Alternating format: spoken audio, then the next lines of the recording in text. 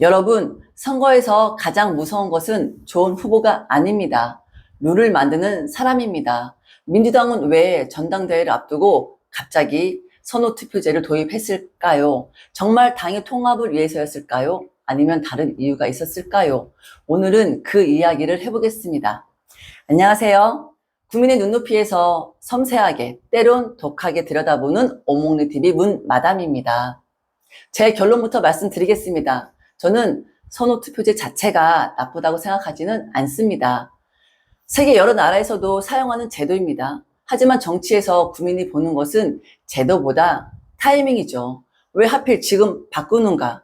그 질문에 명확한 답을 주지 못하면 아무리 좋은 제도라도 의심을 받게 됩니다. 그리고 오늘은 그 의심이 어디에서 시작되는지 살펴보겠습니다.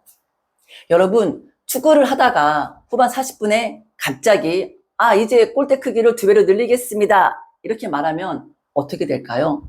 골대가 커진 것이 좋은지 나쁜지를 떠나 선수들은 먼저 이렇게 말할 겁니다. 왜 지금 바꾸는데? 정치도 같습니다. 민주주의는 사람의 경쟁이 아니라 룰의 경쟁이죠.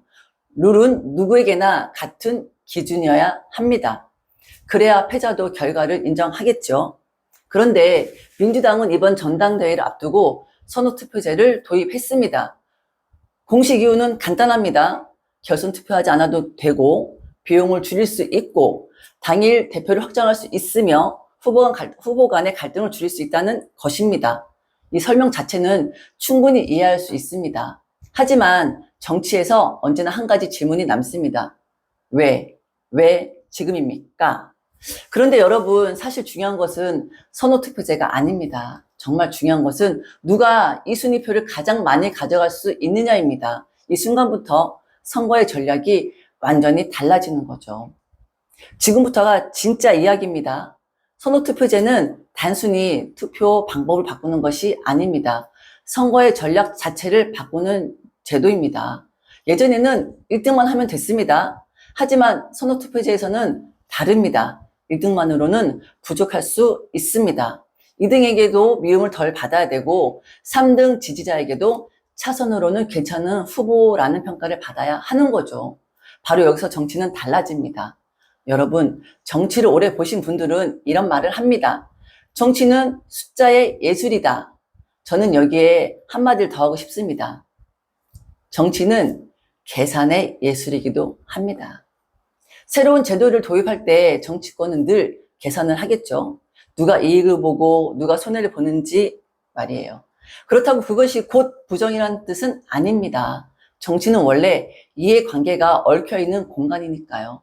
하지만 국민들은 다들 궁금해합니다. 왜 하필 지금입니까? 민주당 지도부는 말합니다. 결선 투표 비용 줄이고 당일 대표 확정하고 또 당내 갈등도 줄일 수 있다고 이렇게 말을 합니다. 그 설명은 충분히 일리가 있죠. 하지만 당 안에서도 반발이 나왔습니다. 이렇게 중요한 룰을 왜 전당대회 직전에 바꾸려는 것이 맞느냐? 바로 그 지점에서 논란이 시작된 것입니다. 그렇다면 누구에게 유리할까요? 여기서 조심해야 합니다. 누구에게 유리하다고 지금 단정할 수는 없겠지만, 왜냐하면 이 순위표가 어디로 이동할지는 실제 투표가 끝나기 전까지는 알 수 없기 때문이에요. 다만 정치권에서는 하나의 분석이 나옵니다. 강한 지지층만 가진 후보보다 여러 계층에서 그 정도면 괜찮다는 평가를 받는 후보가 상대적으로 유리할 수 있다는 점입니다. 이것은 어디까지나 정치적 분석이지 이미 결정된 사실은 아닙니다. 한번 생각해 보세요. 한 식당에 메뉴가 3가지가 있습니다. A는 아주 좋아하는 사람도 많지만 싫어하는 사람도 많습니다. B는 최고는 아니지만 대부분 무난하다고 생각합니다. C는 소스만 좋아합니다. 1등만 뽑는다면 A가 이길 수 있습니다. 하지만 1순위가 안 되면 2순위를 반영하겠습니다 라고 말하면 결과는 달라지는 거죠. 선호투표제는 바로 이런 구조를 가진 제도입니다. 그래서 선거운동도 달라집니다. 예전에는 우리만 찍어달라고 외쳤다면 이제는 우리를 싫어하지만은 말아달라는 전략도 중요해지는 거죠. 정치를 극단으로 몰고 가는 것보다 조금은 폭넓은 지지를 얻으려는 유인이 생길 수도 있다는 평가도 있습니다. 그와 반대로 후보 간 연대와 전략적 계산이 조금 더 복잡할 수 있다는 우려도 함께 나오고 있습니다. 여러분, 정치를 볼 때 늘 같은 질문을 합니다. 이 제도가 정말 국민을 위한 것인가? 아니면 정당 내부의 선거를 위한 것인가? 이 둘은 비슷해 보여도 전혀 다른 질문이죠.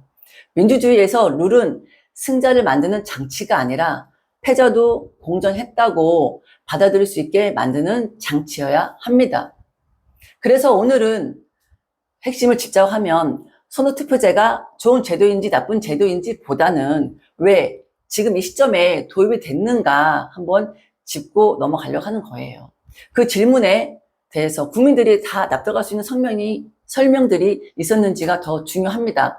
그리고 그 답은 전당대회가 끝난 후에 그 결과와 과정 모두를 놓고 평가를 받게 되겠죠.